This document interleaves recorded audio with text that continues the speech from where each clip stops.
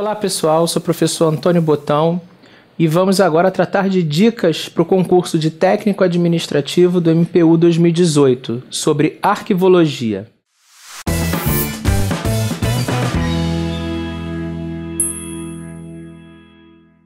Bem pessoal, vamos às dicas sobre arquivística, princípios e conceitos. Umas coisas que eu queria destacar para vocês. Com relação aos princípios que regem a arquivologia, eu chamo a atenção para 3 princípios: respeito aos fundos ou proveniência, organicidade e ordem original.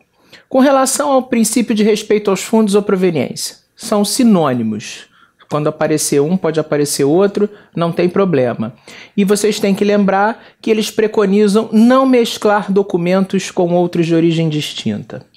Com relação ao princípio da ordem original, preconiza o respeito aos papéis, aos documentos da primeira para a segunda idade, ou seja, da idade corrente para a idade intermediária.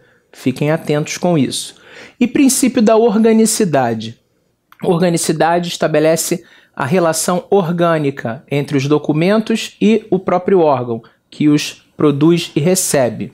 E é definido por determinada expressão, que essa ordem, essa relação orgânica, reflete as funções, atividades e estrutura da instituição. Lembrando que para todos os princípios vistos na parte teórica, vocês têm que associar expressões-chave que definem os princípios aos mesmos. Então, cuidado com isso na formulação das questões, porque podem representar alguma pegadinha para vocês.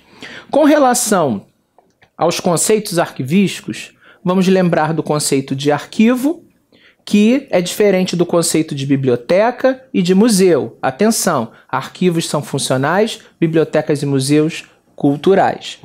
E lembrando também a questão do ciclo de vida dos documentos, que possui 3 idades, corrente, intermediária e permanente.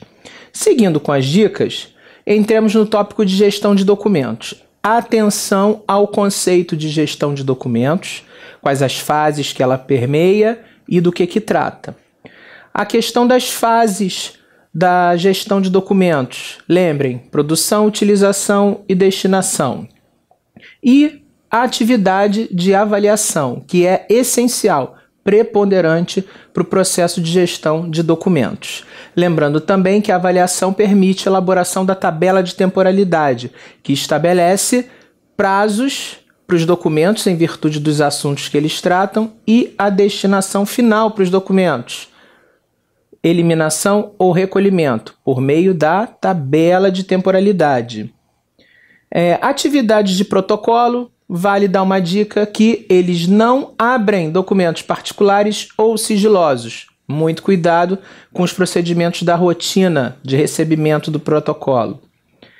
Com relação à classificação dos documentos, não esqueçam do gênero documental, que é ligado à questão do suporte, e as diferenças entre espécie e tipo documental, que também podem confundir muito vocês na hora de marcar as respostas na prova.